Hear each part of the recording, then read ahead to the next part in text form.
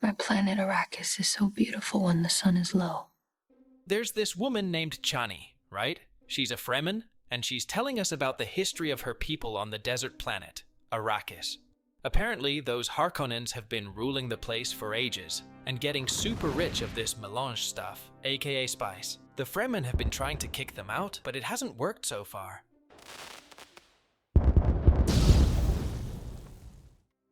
The Padishah Emperor Shaddam IV just kicked the Harkonnens out, and now Chani is curious about who will take over. And who will our next oppressors be? On the planet Caladan, Paul Atreides sits down to have breakfast with his mom, Lady Jessica. She's part of this group called the Bene Gesserit, and has been trying to teach Paul some of their special powers. To test him, she asks him to try and make her pass him a glass of water. Give me the water. It kinda works, but not completely. Anyway, during their conversation, Paul finds out about this planet called Arrakis and its people. Apparently, it's the only place where you can find this super cool spice that gives you extended life and perception. It's also crucial for interstellar travel, because it helps those navigators who plot faster than light jumps between planets. Leto Atreides, Gurney Halleck, and Thufir Hawat are all hanging out when they get a visit from the Emperor's envoy. Turns out, House Atreides has been awarded control of Arrakis. But here's the thing. The Emperor is worried about Leto's increasing power and popularity among the noble houses in Landsraad. Leto knows it's a trap, but he can't say no to such a prestigious offer. Leto's son asks his friend Duncan Idaho to take him along on his mission to Arrakis. Paul has been having some crazy dreams about the planet and its people called the Fremen. In one dream, Duncan dies in battle, but Duncan doesn't take it seriously, saying that important things only happen when we're awake. Dreams make good stories. Everything important happens when we're awake. Paul really wants to go to Arrakis early with his dad, but Leto says no because he needs Paul by his side. Leto explains the political situation. The Emperor is causing a conflict between House Atreides and House Harkonnen to weaken them both and benefit himself. Leto plans to ally with the Fremen and use their desert power to outsmart the Emperor. Paul doubts that he can live up to his father's leadership, but Leto shares his own doubts when he was younger. I told my father I didn't want this either. And believes that Paul will find his own path to become a leader, just like he did. Gurney and Paul have this intense sparring session where Gurney tells Paul that he needs to be more careful and aggressive in order to protect himself from the Harkonnens. Meanwhile, Paul starts having dreams about Chani. Then, Jessica's Bene Gesserit boss, Reverend Mother Gaius Helen Mohiam, comes to Caladan to test Paul. Before the meeting, a suck doctor named Wellington Yue examines Paul and warns him about the secret motivations of the Bene Gesserit. During the test, Mohiam uses a poisoned needle and a painful box to evaluate Paul's character. She asks him about his dreams and whether they sometimes come true. She also scolds Jessica for not producing daughters like she was supposed to for Duke Leto. You were told to bear only daughters. If he is the one, he has a long way to go. Jessica thinks her son might be this important figure called the Kwisatz Haderach. It's like a prophecy or something. And Jessica confirms it, saying that Paul has these special abilities. But there's also a warning from this Mohiam person that Paul might not survive some upcoming challenges. Then Paul confronts his mom about it, and she explains that the Bene Gesserit have been doing this breeding thing for centuries to create someone who can see both the past and the future. What does it mean? That I could be the one? The Bene Gesserit serve as powerful partners to the great houses.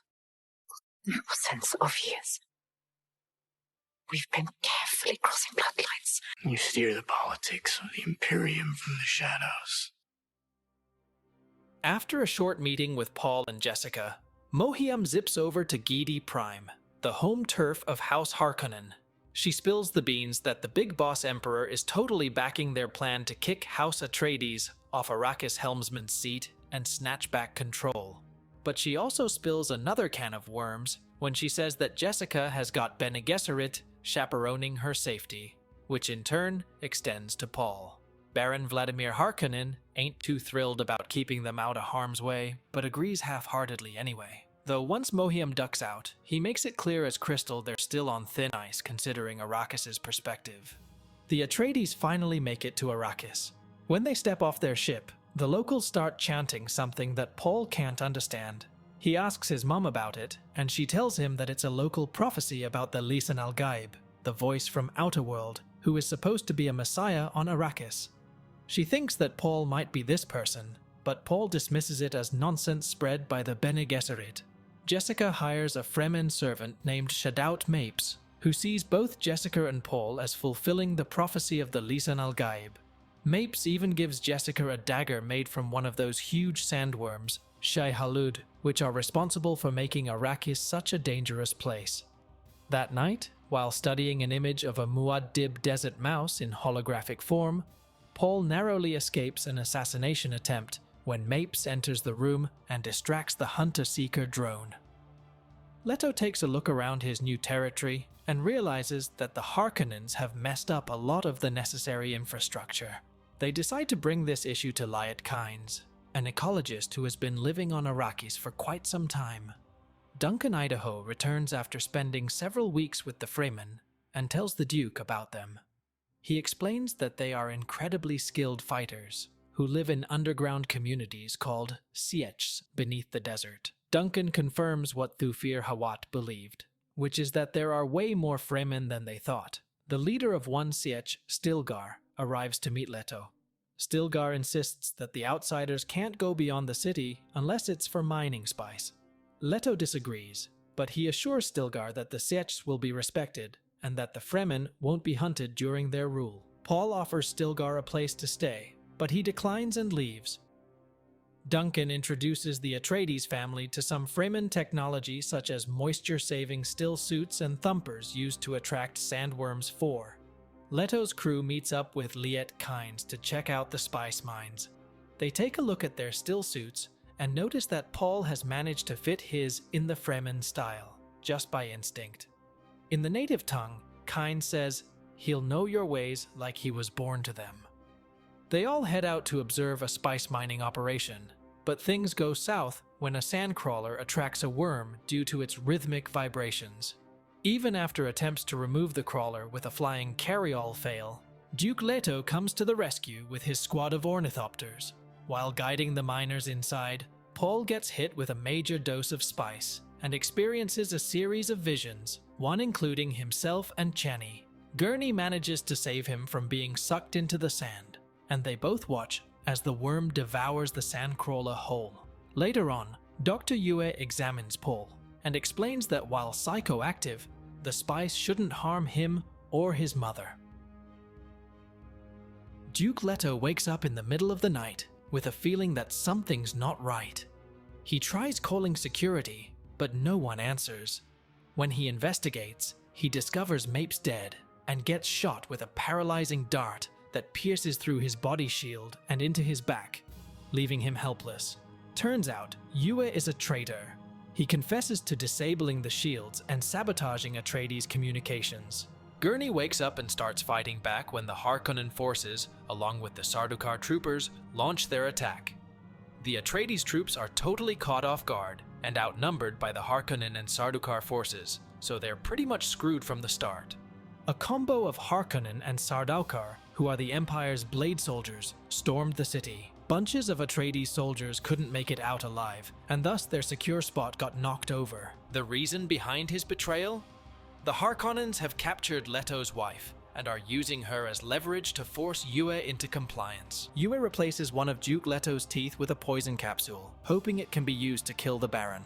Duncan manages to take out a few Sardaukar soldiers and steals an ornithopter to try and save Paul and Jessica, but they're already long gone.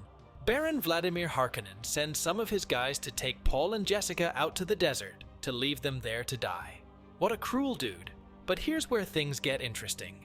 Even though Paul isn't confident in his Bene Gesserit skills, he surprises himself by using the voice to make one of the men remove his mother's gag. Then Jessica takes charge like a boss lady. As soon as she's free, She straight up orders one of the men to kill his comrade. Jessica personally takes matters into her own hands and kills 2 more of those goons herself.